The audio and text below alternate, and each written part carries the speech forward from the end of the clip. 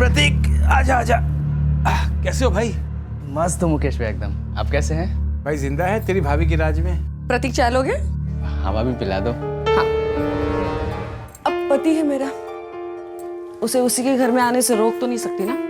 काम वाम छूट गया है क्या उसका? आधे से ज्यादा वक्त तो घर में ही पड़ा रहता है। पूछो मत, अपनी मूड का मालिक है वो।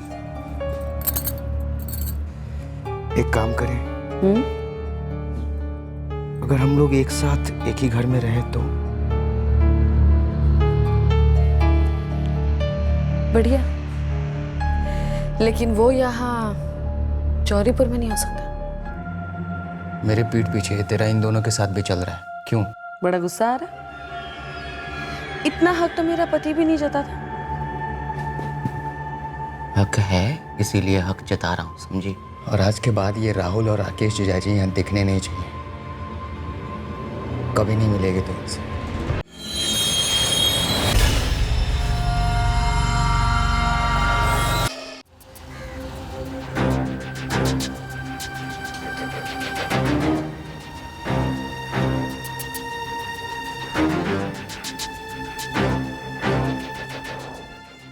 अब इन चौरीपुर वालों को क्या पूछना है? ये वही जाने, अब बुलाए तो जाना पड़ेगा। प्रतीक ने तुम्हें कुछ बताया था? कहाँ जा रहा है, किसके साथ जा रहा है? नहीं, उसने मुझे कुछ नहीं बताया था, और मुझे जितना मालूम था वो मैंने बता दिया था। अब ये चौरीपुर थाने वाले कह रहे हैं कि फिर से पूछेंगे। नीता के माँ बाप तो बहुत पहले ही गुजर चुके हैं, 2003 में। हाँ, उनको याद करके वो कभी कभी रो लेती थी, लेकिन उसके अलावा उसको कोई बड़ी परेशानी नहीं थी।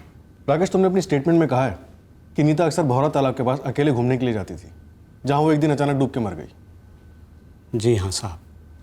क्यों जाती थी नीता वहाँ? मुझे भी नहीं मालूम। मैं जिला परिषद में नौकरी करता हूँ। जब भी मैं दफ्तर में होता हूँ, वो मेरे पीछे टहलने को चली जाती थी। उसको टहलने का शौक था।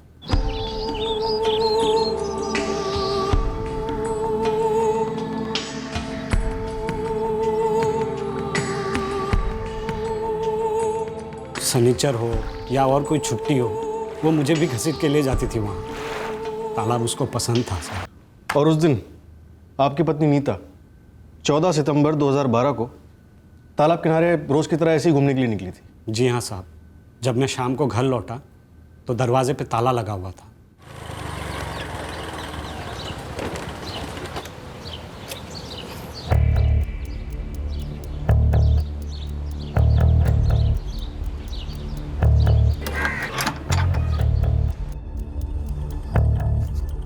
मैंने काफ़ी इंतज़ार किया नीता के लौटने का। जब फ़ोन भी नहीं लगा तो मैं उसे गांव के गलियों में ढूंढने लग गया। फिर मुझे बहुत चिंता होने लगी। मुझसे रहा नहीं गया, मैं सीधा थाने आ गया। एक्चुअली राकेश ने हमें खुद बताया था कि उसकी पत्नी को अकेले टहलने का शौक था और वो अक्सर भौरा तालाब के किनारे बैठा करती थी। आप उसी रात गए थे तालाब पर देखने? जी नहीं, अगले दिन सुबह एक गांव वाले ने उसकी लाश पानी में तैरते हुए देखी। सितंबर होने के कारण काफ़ी बारिश हुई थी, तालाब भरा हुआ था। पर रमेश जी, था तो तालाब ही ना, कोई नदी या समंदर तो था नहीं कि पानी का बहाव खींचकर किसी को अंदर ले जाए। और नीता दास तैरना नहीं जानती थी। अब जो इंसान तैरना ना जानता हो वो पानी के अंदर इतनी गहराई तक क्यों जाएगा कि डूब जाए? आपको ये थ्योरी अटपटी नहीं लगी थी, और यही सवाल हमने भी राकेश दास के सामने उठाए थे। लेकिन काफ़ी खंगालने के बाद भी हमें ऐसा कोई भी एंगल नहीं मिला शक करने का जिससे कि कोई गड़बड़ की तरफ इशारा हो। सबसे पूछताछ की थी, उसके चाचा चाची से, उसके कजिन मोहन से, उसकी सिस्टर पूजा से, उसके दोनों भाई अरविंद और प्रतीक से भी, जो उस वक्त जिंदा थे। हर एंगल टटोला था। राकेश दास की तरफ से कोई दहेज की मांग थी? नहीं, ऐसा तो कुछ नहीं था। नीता की तो शादी नहीं हो रही थी। उसके बाद राकेश मिला और वो अकेला लड़का था, ना कोई माँ बाप ना भाई बहन, और वो तो इतना सीधा था कि शादी भी वो किसी मंदिर या किसी कचहरी में करने की सोच रहा था। पर हमने उसकी एक नहीं सुनी और बहुत धूमधाम से उन दोनों की शादी की। पुष्पा जी, क्या नीता आत्महत्या कर सकती है? मेरा मतलब उसे कोई परेशानी, पुराना प्रेमी वगैरह? नहीं, ऐसा नहीं था। उसका कोई पुराना प्रेमी वेमी नहीं था। नीता तो एक बहुत खुशमिजाज किस्म की लड़की थी, कभी किसी परेशानी का जिक्र नहीं किया। जब माँ बाप चल बसे तभी भी नहीं।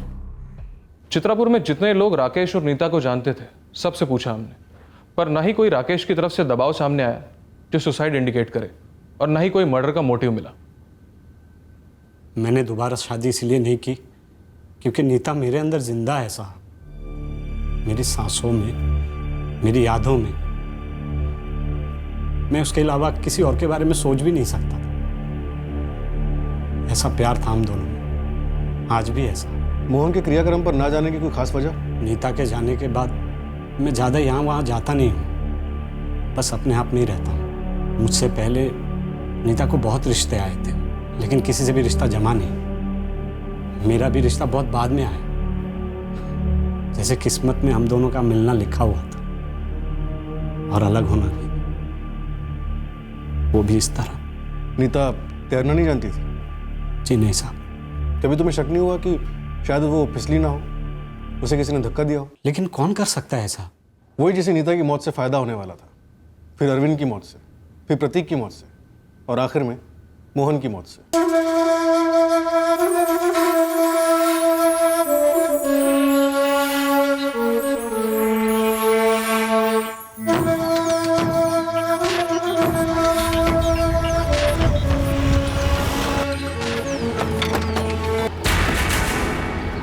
क्या बात है कपिल जी, थाने आने में बड़ी आनाकानी कर रहे हैं?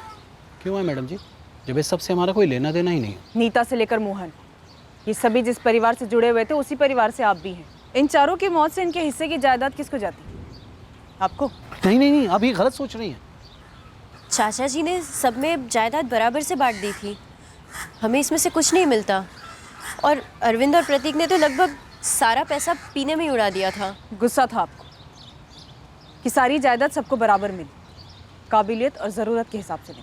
ये जुमले आप हम पर उठा रही हैं, ये जवाब है आपके सवाल का कि हम दोनों मोहन के अंतिम संस्कार में क्यों शामिल नहीं हुए। एक एक करके जायसवाल परिवार के सभी वारिसों की मौतें हुई हैं कपिल जी, पर आपको कुछ नहीं हुआ पूजा जी? वही तो, इसी बात का तो डर लगा हुआ है हमें कि पता नहीं अगला नंबर कहीं मेरा या इनका ना हो। आप नहीं समझ सकती कि हम पर क्या बीत रही है। ऊपर से वो अरविंद और नीता एक ही तालाब में। धीरज जी, इत्तेफाक तो नहीं हो सकता, ये हमें भी लगा था, क्योंकि जब अरविंद की बॉडी मिली तो मर्डर का एंगल ही सामने आया था। इनके फेफड़ों में भी पानी भर गया था, फर्क सिर्फ इतना है कि अरविंद जायसवाल नशे में था। अरविंद पियक्कर तो था ही, लेकिन डॉक्टर, दोनों भाई बहन एक ही तालाब में और दोनों की फिसलकर एक्सीडेंटल डेथ, ये कुछ जमा नहीं। थोड़ा अटपटा तो है, पर कोई और एंगल का सुराग है आपके पास? सर ये क्या कह रहे हैं आप? प्रतीक, फिर से पूछ रहा हूं, जिस तरह तूने अरविंद को डुबाकर मार डाला, वैसे ही नीता को मारा था ना? नीता तो तैरना नहीं जानती थी, लेकिन अरविंद जानता था, इसलिए तूने अरविंद को इतना पिलाया कि वो तैरने के लायक ही नहीं रहा, है ना? सर क्या बकवास है ये सर। नीता दी से मैं सालों से मिला नहीं था, और अरविंद भैया तो कल दोपहर को ही घर से निकल गए थे। मैं तो अकेला घर पर बैठकर पी रहा था सर।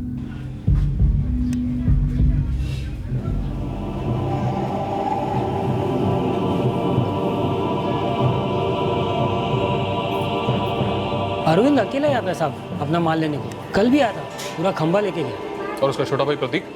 वो भी आता अपना कोटा लेने कल शाम को, ये 6 साढ़े 6 बजे।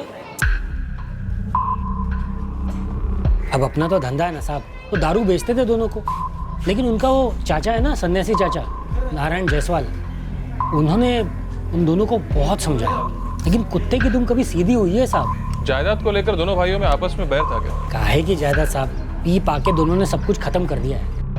डाउट तो तगड़ा था, लेकिन मर्डर साबित करने के लिए कोई सुराग नहीं मिला। रमेश जी, नीता के अलावा अरविंद, प्रतीक और मोहन, इन तीनों ने मौत के वक्त पी रखी थी। अब सवाल यह है कि इन्होंने पी रखी थी या इन्हें पिलाई गई थी जानबूझ के, ताकि ये मौत एक्सीडेंट लगे। लगता है किसी ने इनके पेकड़ होने का पूरा फायदा उठाया। ऐसा लग रहा है जैसे कोई शराब पीछा कर रहा है जायसवाल परिवार का।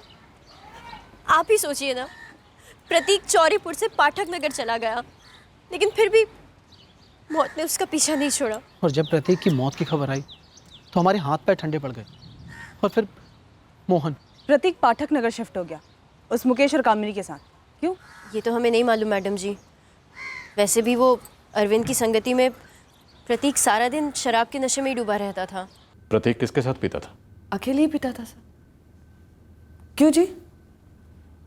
हाँ साहब, और वैसे उसने हमको कभी बताया भी नहीं कि किसके साथ पीता था। या वो यहाँ चौरीपुर से अपना मकान बेच के आप लोगों के साथ क्यों आके रहने लगा? दरअसल वो हमारे साथ रहने नहीं आया था, हम ही उसके साथ रहने लगे थे।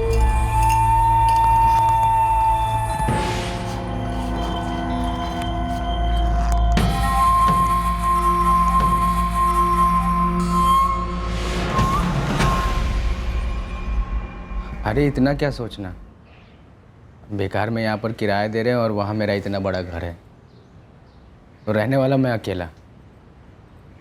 आ जाइए ना वहीं। वैसे मुझे कोई एतराज़ नहीं है जी, मतलब पाठक नगर है भी अच्छी जगह यहाँ से, है ना? प्रतीक काफ़ी डरा हुआ था।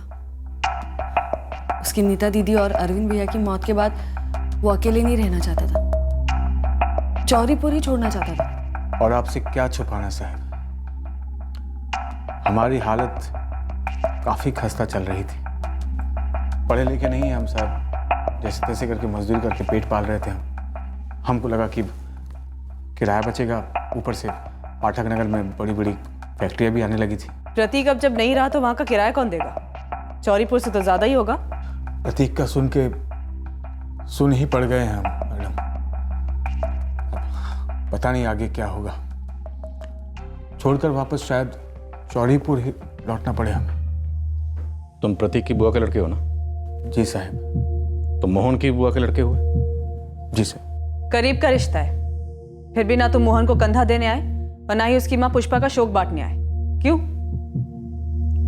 नहीं आ पाए मैडम, हम बुरी तरह से हिले हुए थे। कुछ समझ में नहीं आ रहा था कि आगे क्या होगा, कैसे होगा। हम शोक में शरीक नहीं हो पाए तो गुनाह तो नहीं किया ना? हम खुद अपने शोक में थे।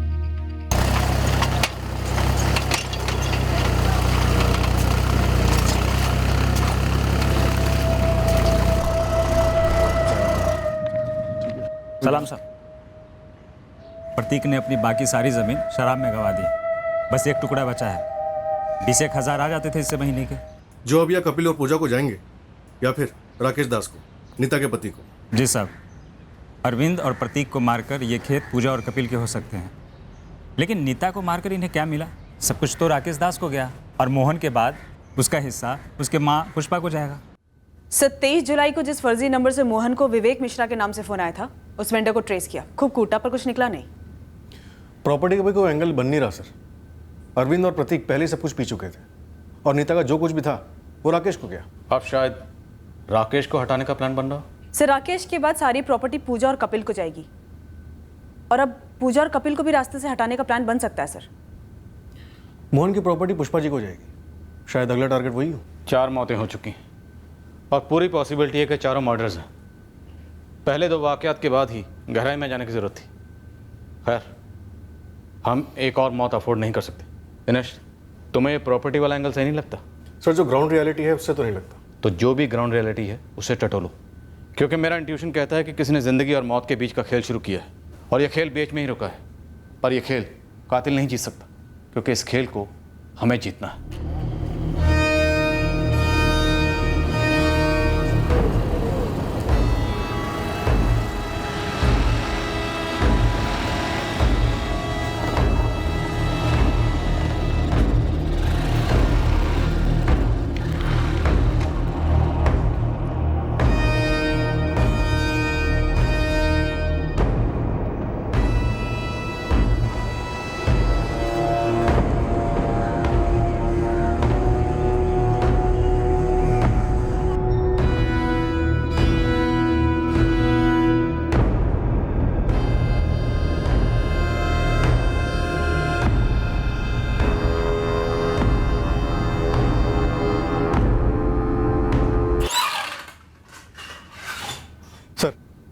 इस जायसवाल फैमिली के जिंदा बचे लोगों के फ़ोन रिकॉर्ड से एक बात तो साबित है कि लोग आपस में अच्छे से टच में थे। पूजा और कपिल राकेश के साथ और राकेश कामिनी के साथ इन लोगों की अक्सर बातें होती थी। सर, ये सभी एक ही परिवार के हैं, तो आपस में टच में रहना कोई बहुत ज़्यादा शक करने वाली बात तो है नहीं। पर सर, एक बात तो है जो खटक रही है। क्या साक्षी? सर, 24 जुलाई के बाद, यानी कि मोहन के मर्डर के बाद, इन सबकी आपस में एक बार भी बात नहीं हुई है। इंटरेस्टिंग। आगे? सर, राकेश कामिनी और मोहन के साथ एक नंबर रेगुलर टच में रहता था। किसका है नंबर? राहुल जायसवाल का, इनका दूर का रिश्तेदार है। मोहन को अग्नि इसी ने दी थी। 24 जुलाई के बाद कोई भी रिश्तेदार टच में नहीं रहा और इनमें से कोई भी मोहन जायसवाल के फ्यूनरल में शामिल नहीं हुआ। क्यों? क्योंकि सर शायद ये हमारी नज़र में नहीं आना चाहते हो। सर मुझे ये लगता है कि अगर हमने मोहन के केस को मर्डर केस नहीं माना होता तो शायद ये जो पहले 3 मौतें हुई हैं ये हमारी नज़र में नहीं आती। सर पहले इन्वेस्टिगेशन में नीता, अरविंद और प्रतीक की मौत एक्सीडेंट या सुसाइड रिपोर्ट किए गए थे, लेकिन एक बात का फर्क है, नीता और अरविंद के केसेस में कोई भी आई विटनेस नहीं थे, जबकि प्रतीक के केस में थे साइट पर काम करने वाले मजदूर। नॉट एग्जैक्टली दिनेश, हो सकता है कातिल ने बड़ी चालाकी से यहाँ भी कत्ल को एक्सीडेंट का लिबास पहना दिया। मैंने प्रतीक की डेथ फाइल देखी, उन मजदूरों ने ब्लैक एसयूवी को जाते हुए देखा, एक्सीडेंट के वक्त नहीं। तो हो सकता है लोकल पुलिस ने 2+2 की थ्योरी के हिसाब से प्रिज्यूम कर लिया, जैसे नीता दास और अरविंद जायसवाल के केसेस में बिना आई विटनेस के होते हुए भी उन केसेस को सुसाइड मान लिया। सर एक बात तो है जो मुझे बहुत पहले से पिंच कर रही थी, ये प्रतीक रहता था पाठक नगर में, पर एकाएक 21 जून को ये पंचनगर के हाईवे पे कैसे पहुंच गया, और वो भी इतने नशे में उसका सो कॉल्ड एक्सीडेंट हुआ। मुझे स्ट्रांगली लग रहा है कि चारों कत्ल हैं और आपस में कनेक्टेड हैं। जरूर 4 साल पहले ऐसा कुछ हुआ जिसके चलते सबसे पहले नीता को रास्ते से हटाया गया। ये जिंदगी और मौत का खेल 4 साल पहले शुरू हुआ होगा। पहली कठपुतली तभी नचाई गई होगी। पुष्पा, ग्रस्त आश्रम से सन्यास की ओर जाने वाला रास्ता एक तरफा है। जब यहां आकर रहोगी तो संसार के चक्रव्यूह का भंवर फिर से बनेगा। मोहन के जाने के बाद ये अकेलापन मुझे खाए जा रहा है। मैं जीऊं तो किसके लिए जीऊं? ये सारे सवालों का जवाब हर इंसान को अकेले ही सुलझाना होता है। मैं तुम्हारी कोई मदद नहीं कर सकता। मेरी जिंदगी का वो अध्याय अब खत्म हो चुका है। किस मिट्टी के बने हैं आप? ऐसे कैसे खून का रिश्ता खत्म कर सकते हैं? आपको कोई फर्क नहीं पड़ता? आपके खानदान में पूजा के अलावा अगली पीढ़ी का कोई नहीं बचा है। कोई आता नहीं, कोई जाता नहीं। सभी कर्मों के चक्रव्यूह में एक पायदान से दूसरे पायदान आगे या पीछे बढ़ते हैं। सभी की अपनी यात्रा है। अब उसमें दुखी होकर तुम अपना अकेलापन और बढ़ाओगे। तो क्या मैं भी जान दे दूं? डूब कर मर जाऊं या लटक जाऊं? आवेश में आकर कड़वी बातें कर रही हो। ध्यान लगाया करो, अपने अंदर भीतर चली जाओ। तुम्हें जिंदगी का मकसद समझ में आ जाएगा। ये सारे मोह माया के धागे काट कर तुम भी मुक्ति के मार्ग पर आगे बढ़ सकती हो। जीवन भर की कठपुतली बने रहना इंसानी शक्ति का अपमान है पुष्पा।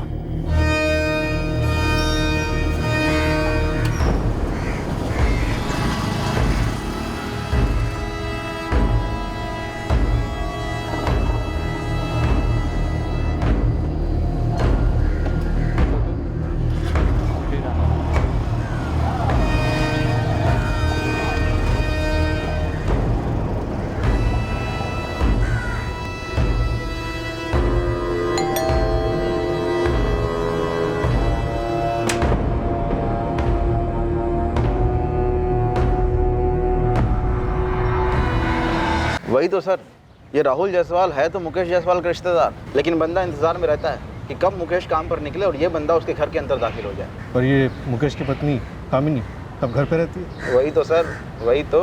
बच्चा भी तो है। बच्चे को स्कूल छोड़ने जाती है और जाने से पहले इशारा करती है इस राहुल को, इशारा करते ही राहुल घर के अंदर।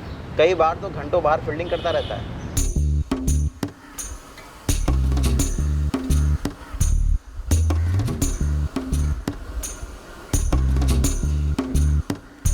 जिस दिन ये सिग्नल होता है मतलब मुकेश उस दिन काम पर नहीं गया, घर पर ही। तो राहुल उस दिन कामिनी घर नहीं जाता, उल्टे पैर वापस लौट जाता। बड़ी शिद्दत वाला आशिक लगता है। वही तो सर।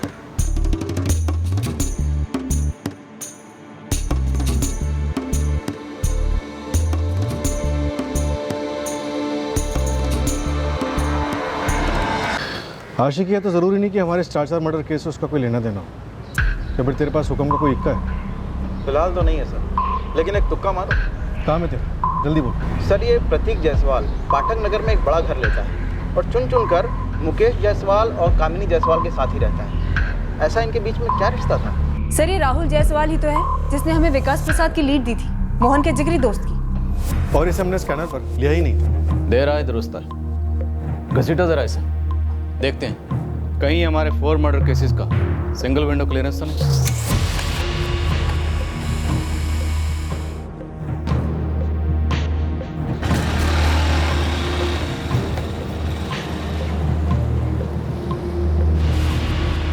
देख सलीम, बड़े बाबू के नाक के नीचे से पेपर निकलवाना मतलब जिंदगी और मौत का सवाल है। ओ जय बाबू, 4 मौतें हुई है, केस कोयले पर है। अरे यार उसे मुझे क्या लेना देना? अगर तुम्हारे चक्कर में मेरी नौकरी चलेगी तो मैं तो मर जाऊंगा। कम से कम 3 दिन लगेंगे। 2 3 दिन लगेंगे पूरे पेपर निकलवाने में। चल दिए, लेकिन सारे कागजात चाहिए, सारे के सारे। Yes sir. ये राहुल पूजा, कपिल, मुकेश, कामिनी, प्रतीक और मोहन इन सबसे रेगुलर टच में था। क्यों, आपको कुछ खटकने वाली बात मिली क्या? 21 जून को प्रतीक जायसवाल आखिरी बार जिंदा देखा गया और उसी दिन उसका सो कॉल्ड एक्सीडेंट भी हुआ। और उसी सुबह 8 बजे राहुल ने किसी धामी ट्रेवल्स के लैंडलाइन पे कॉल किया था, पाठक नगर की एक ट्रैवलिंग एजेंसी। सर कहीं वो ब्लैक एसयूवी? करेक्ट, खटकने वाला हूँ।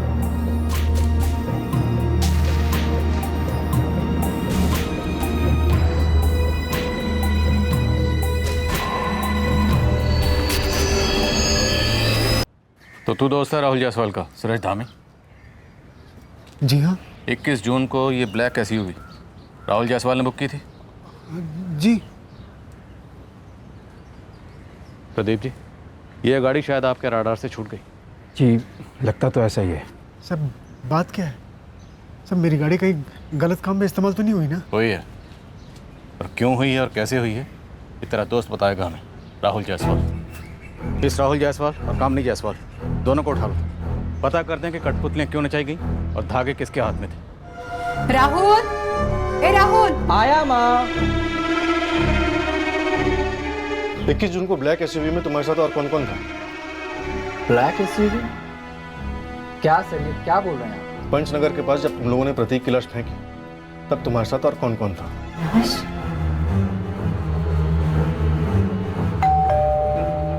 जी, आदर्श स्कूल में है ना? हाँ, लेकिन क्या हुआ? वो ठीक तो है ना? बिल्कुल ठीक है आदर्श। मुकेश से कहना वो उसे स्कूल से लेके आए क्योंकि हम तुझे लेने आए हैं। मुझे? लेकिन क्यों? तो तुझे भी पता ही क्यों, और मुकेश को भी पता ही क्यों। मुकेश से कहना कि हमारे आदमी ने उसकी साइड पे नजर रखी हुई है, तो आदर्श के साथ भागने की कोशिश तो कतई ना करे, वरना जेल में उसकी टांगें तोड़ दी जाएंगी। तुम्हारी गर्लफ्रेंड कामिनी सब कुछ कबूल कर चुकी है। उसने कबूल किया है कि प्रतीक के मर्डर में वो शामिल थी। मर्डर, एक्सीडेंट नहीं। अगर तू चाहता है कि तेरे हाथ पैर सलामत रहे, सब कुछ सच सच पक दे। झूठ बोल रहा है राहुल। तो तू सच बोल, रोका किसने है? बोल, तूने मारा प्रतीक को या राहुल ने? मैं प्रतीक को क्यों मारूंगी? राहुल क्यों मारेगा? वो आप उससे पूछिए ना। मतलब राहुल ने मारा है ना? हमारा एक कांस्टेबल है राम सिंह, सस्पेंडेड है। जानते हो सस्पेंड क्यों हुआ? उसने एक मुजरिम के ये जो दोनों कान होते हैं सर वो उखाड़ दिए थे। सर मुकदमा अभी भी चल रहा है। सर उसे कभी कभी यहाँ बुला लेते हैं तो जैसों की मालिश करने के लिए। सर राहुल, सर तेरा पर्दा गिर गया है। बोल। सर मैं अकेले नहीं था सर, मैं अकेले नहीं था सर। वो हम जानते हैं, कामिनी थी तेरे साथ। सर और भी थे। कौन कौन? मैं, कामिनी, राकेश और कपिल भी साथ था। क्या बात, पूरी फैमिली ब्लैक एसयूवी पर पिकनिक मनाने निकली थी। चल अब जल्दी से वजह बता।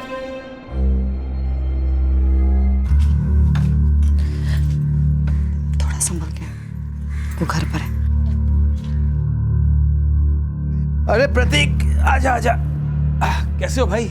मस्त मुकेश भाई एकदम। आप कैसे हैं? भाई जिंदा है तेरी भाभी की राज में। प्रतीक चाय लोगे? हवा भी पिला दो। अब पति है मेरा, उसे उसी के घर में आने से रोक तो नहीं सकती ना।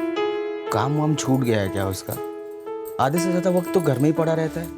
पूछो मत, अपनी मूड का मालिक है वो। एक काम करें, अगर हम लोग एक साथ एक ही घर में रहे तो? बढ़िया, लेकिन वो यहाँ चौरीपुर में नहीं हो सकता। तो प्रतीक का खुद का घर बेचना और पाठक नगर में एक बड़ा घर लेना, ये सब तेरा आइडिया था ना? नहीं, उसी का था। तरसता था मेरे लिए। और राहुल, वो भी तरसता था? हाँ, वो भी। सिर्फ मेरा पति नहीं तरसता था, सालों साल मुझे तरसाए रखता था। हर औरत को हर किस्म का सुख मिलना चाहिए। अबे ओ, हर औरत की बच्ची, ये अपना फालतू का ज्ञान ना अपने पास रख और मुद्दे की बात कर। ये राहुल और प्रतीक तेरे पे पैसा उड़ाते थे ना? आप मुझे वेश्या साबित करना चाहती है? वेश्या काम करती है, अपना पेट पालती है और अपने परिवार का पेट पालती है, खून नहीं करती वो। मैंने खून नहीं किया है। वैसे ये राकेश और कपिल, ये भी तेरी तरस मंडली के मेंबर थे? मैंने कहा ना आपसे, दुनिया पागल थी मेरे पीछे, सिवाय मेरे पागल पति के।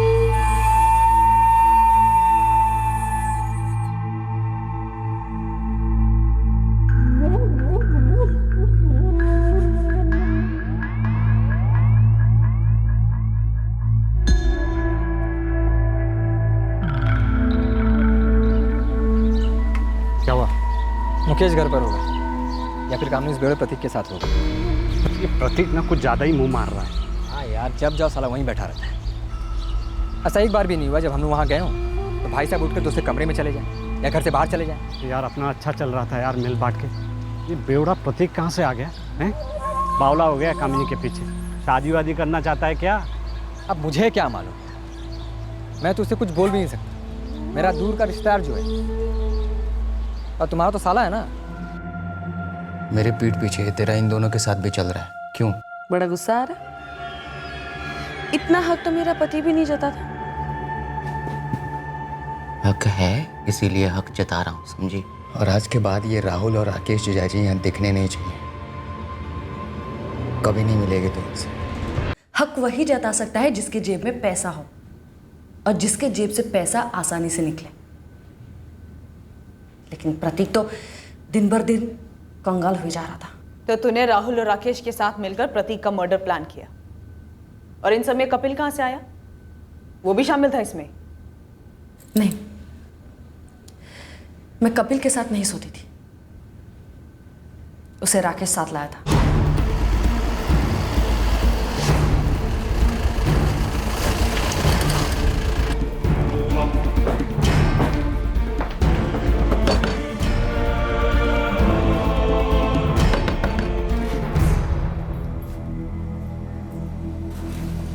क्या है जी? चलो, तुम्हें दारू पिलानी। क्या? हाँ, ठीक उसी तरह जैसे तुमने प्रतीक को दारू पिलाई थी 21 जून को। प्रतीक मुझसे और राकेश से बहुत चिढ़ता था। वो हमारे साथ पीता नहीं था। ये पीने पिलाने वाला पैंतरा तुम लोग काफ़ी वक्त से काफ़ी लोगों पे आजमा चुके हो। सर, ये पिलाने वाला आइडिया राकेश का था। पी पी के वैसे ही सारी जायदाद ख़त्म कर चुका है वो, ऊपर से कामिनी के साथ मुंह काला कर रहा है, सो अलग। और काफ़ी पैसे तो उसने कामनी पे उड़ा दिए, समझ रहे हैं ना? देखो, प्रतीक के पास जितने भी खेत वेत बचे हैं ना, उससे अच्छा खासा पैसा आ जाता है। प्रतीक के बाद वो सब हम दोनों का हो जाएगा, हक से। मतलब प्रतीक के बाद? हाँ, प्रतीक के बाद। क्या बोलते हो साड़ू भाई?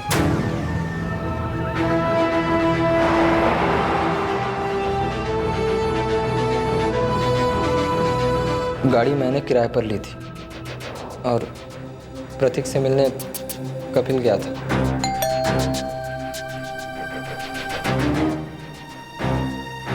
सच सच बता कामिनी, ये कपिल भी तेरी आशिकों की लिस्ट में था ना? मैं आपको बोल चुकी हूँ कि वो नहीं था। वो अपनी बीवी से बहुत प्यार करता था। उसे सिर्फ प्रतीक को दारू पिलाने के लिए शामिल किया गया था। कामनी ने हमें पहले ही बता कर रखा था कि 21 जून को मुकेश जल्दी काम पर जाने वाला है। फिर कहाँ मारा प्रतीक को? श्यामबाग के पीछे। और प्रतीक को वहाँ लाए कैसे? प्रतीक की कपिल से अच्छी जमती थी, तो कपिल प्रतीक को पिला विला कर वहाँ घुमाने के बहाने लेकर के आया था। और कामिनी भी साथ में थी। कपिल जीजू, आप तो कह रहे थे किसी अच्छे से बार में बैठेंगे। देखना प्रतीक, बाहर कितनी मस्त हवा चल रही है, मौसम कितना बढ़िया, नशा और भी चढ़ेगा। चल ना उतर। हाँ ये बात तो है।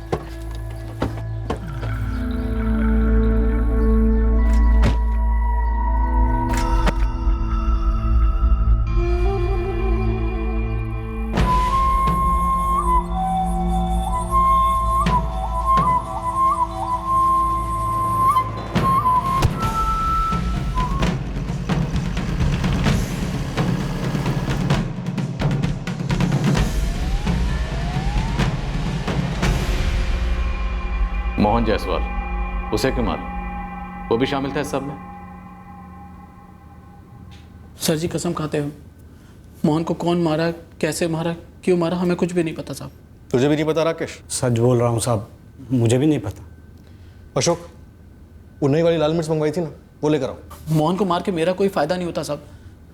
सब सिर्फ प्रतीक के कत्ल में मैं शामिल था, लालच में आ गया था, लेकिन मोहन नहीं साहब, मोहन नहीं। साहब मोहन को मार के मेरा भी कोई फायदा नहीं होता। राहुल, राकेश, कपिल और कामिनी बहुत पहुंचे हुए, वो सारा इल्ज़ाम तेरे से मर देंगे, मोहन का मर्डर भी, और हमें भी कोई ख़ास दिक्कत नहीं होगी। सर मैं कसम खा के कहता हूँ, मोहन के मर्डर में मैं दूर दूर तक शामिल नहीं था। सर मेरा कोई मतलब ही नहीं था उसके साथ। तो किसी का तो मतलब रहा होगा ना, ऐसे तो नहीं मारा बिना मतलब के। सर वो कामिनी का मतलब था। वो भी सोता था उसके साथ? नहीं, मोहन के साथ तो कभी नहीं। पर मरवाया तो तूने ही। हाँ। कारण? क्योंकि वो मुझे डराता था, भांडा फोड़ने की धमकी देता था। उफ, एक झंझट खत्म होती नहीं कि दूसरी शुरू हो जाती है। किसकी बात कर रही है? वही मोहन जायसवाल। साली, हम दोनों कम पड़ते हैं क्या जो किसी और के साथ? चुप, एकदम चुप। एक तो मेरे आशिकों की गिनती सिर्फ और सिर्फ मैं रखती हूँ, कोई और नहीं रख सकता। और दूसरी बात, मुझे वो मोहन पहले से ही पसंद नहीं था। अभी 3 दिन पहले मार्केट में मिला और पीछा करने लगा। कामिनी भाभी। अरे मोहन, कैसे हो? ठीक हूँ, अच्छा हूँ भाभी। आइए आपको घर छोड़ देता हूँ, इसी बहाने आपका घर भी देख लूंगा। सुनो, जब जब मुकेश घर पे ना हो मुझे फोन करके बुला लिया करो। पुष्पा मामी को फोन करो क्या? कोशिश करो, फिर उसके बाद मेरा फोन जाएगा पाठक नगर पुलिस थाने। क्या क्या किया मैंने? क्या किया है तुमने?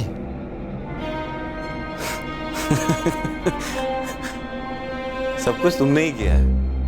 21 जून को मेरी प्रतीक से बात हुई थी, हम मिलने वाले थे पर मिले नहीं क्योंकि कपिल जीजा जी उससे मिलने आ रहे थे। और ये बात तुमने पुलिस को तो बताई नहीं। कोई नहीं, पुलिस तुमसे पूछेगी, कपिल से भी पूछेगी कि ये पहले क्यों नहीं बोला। और क्या छुपा रहे हो? आंखें और कान तो सबके पास होती है कामिनी भाभी, पर हर कोई मुकेश भैया जैसा नहीं होता। साले के कान, नाक और आंखें सब बंद कर देना चाहती हूँ, और वो सिर्फ मेरे लिए ही नहीं, तुम दोनों के लिए भी खतरा है। मुझे बिना मर्जी किसी का छूना तो दूर, देखना भी गवारा नहीं है। और वो कमीना मुझे धमकियां देकर मुफ्त में मजे लेना चाहता था। ये राकेश और राहुल ने उसे मारा? मैं नहीं जानती कि किसने क्या किया, बस खबर मिली कि वो मर गया। और सच कहती हूँ, सुकून मिला। हाँ भाई, बैठते हैं, बिल्कुल बैठते हैं। बोलो कहाँ मिलना है? तेरे खेत से बेहतर जगह नहीं है भाई, उसी पेड़ के नीचे मिलते हैं। विलायती जापानी स्कॉच लाया हूँ, सालों से मेरी और मोहन की अच्छी जमती थी। हम अक्सर उसके खेत में बैठकर पिया करते थे। तो सिर्फ तुम दोनों ही पी रहे थे या उस शाम को सब आशिकों की मंडली जमा हुई थी वहाँ पे? सिर्फ हम दोनों ही थे, राकेश बाद में आया था।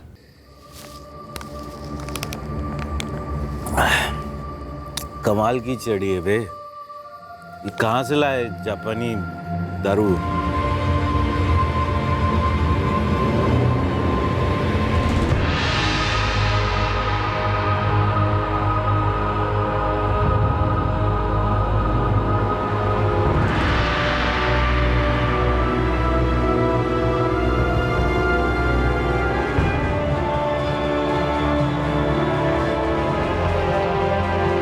नीता, अरविंद, इन दोनों को क्यों मारा? सर, नीता दीदी और अरविंद का मुझे सच में नहीं पता है सर। सर, अगर आपको यकीन नहीं हो रहा है तो आप राम सिंह को बुला लो सर। मेरे कान उखाड़ दो या जो करना है करो सर। जब कुछ पता ही नहीं है सर तो क्या बोलूं? मुझे याद नहीं है मैडम कि मेरी राकेश के साथ दोस्ती कब हुई थी। राकेश की नीता के साथ शादी होने से पहले से ही तेरी उसके साथ दोस्ती थी? बेडरूम वाली दोस्ती? हाँ शायद। लेकिन आप उसी से क्यों नहीं पूछती? मैं ऐसे हिसाब नहीं रखती। और मैडम, मेरा किसी के साथ कोई बैर नहीं था। सब कुछ अच्छा चल रहा था।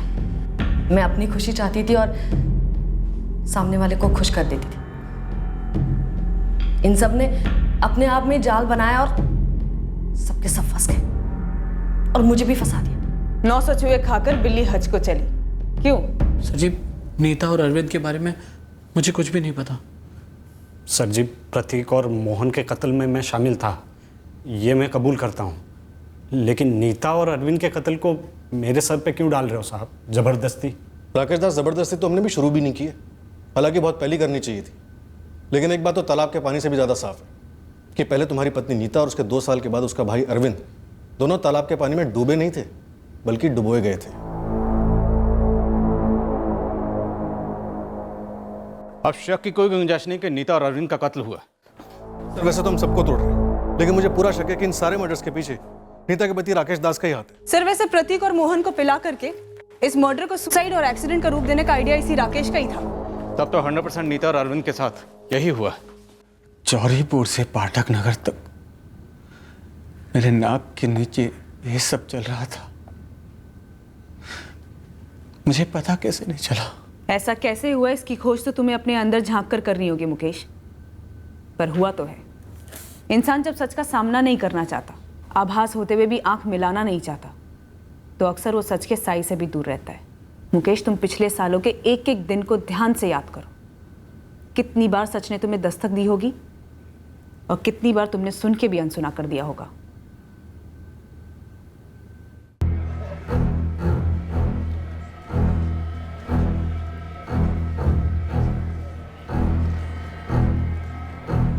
मरे तिग्रम के बाद ये कागजात हाथ लगाए सर। इस कमीने राकेश दास ने नीता से शादी करने के 1 हफ्ते बाद ही उसका 25 लाख का बीमा करवाया था 2010 में। और उसके बाद उसने पूरे 2 साल इंतजार किया और फिर अपनी बीवी को मार डाला। हाँ मैम, क्लोजर रिपोर्ट के लिए पीछे पड़ा था चित्रापुर थाने में। इंश्योरेंस उड़ा लिया शाह ने। सर, इस राकेश पर हमारा डाउट तभी जाना चाहिए था। कोई बात नहीं, 4 साल की कसर एक ही बार में पूरी करें। सॉलिड धुलाई करो इसकी। इससे नीता का सच हुआ, अरविंद का तो अपने आप बोल देगा। बोनस।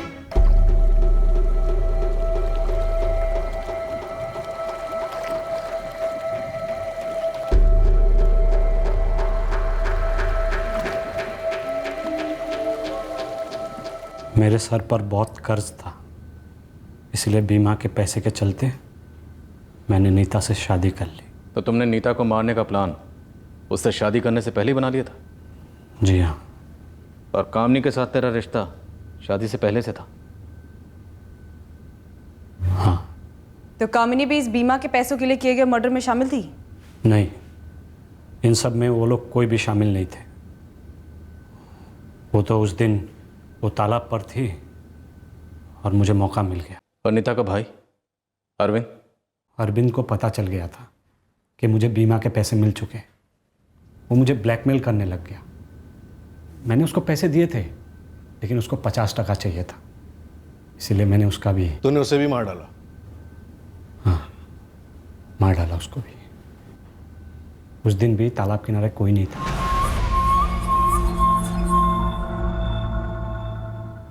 इन चारों केसेस में अलग अलग लोगों के अलग अलग किरदार रहे। सबकी अलग अलग चार्जशीट फाइल करो। सर, इंश्योरेंस कंपनी को भी इन्फॉर्म करो और इस कपल की बीवी पूजा, इसे ज़रा डीपली टटोलो। Right sir. इस केस में कुछ लोग नाना कहते हुए भी इन्वॉल्व रहे, ब्लैकमेल करते रहे। और इस फैमिली के बुजुर्ग नारायण जायसवाल, सन्यासी नारायण जायसवाल, ज़रा पता करो कहीं ऐसा तो नहीं काफ़ी कुछ जानते हुए चुपचाप बैठे रहे हो और मौन व्रत धारण कर लिया। सर, वो तो अपनी दुनिया में रहते हैं। लेकिन अगर जुर्म के बारे में जानने के बावजूद चुपचाप बैठे रहे हो तो हमारी दुनिया में उसे भी जुर्म ही माना जाता। हमारे परिवार के सारे बच्चे इतना भयंकर खेल खेल रहे थे, सबकी जिंदगी दांव पर लग गई। क्या आप जानते थे नहीं पुष्पा, मुझे नहीं मालूम था कि ये इतने भयंकर चक्रव्यूह में फंस रही है। एक बात बताओ, ये बात उन लोगों को भी पता नहीं थी कि वे क्या कर रहे हैं, क्या होने वाला इस खेल का अंजाम। बिल्कुल नहीं जानते।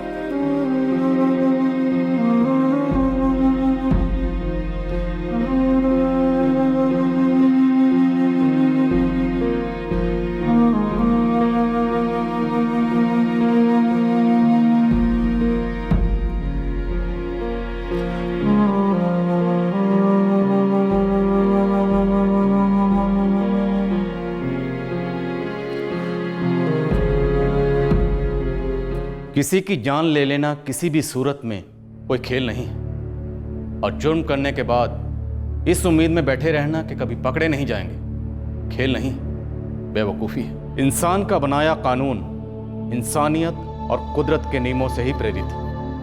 हर कर्म का एक निर्धारित फल होता है और हर जुर्म का एक ही फल है, किए की सजा। जय हिंद।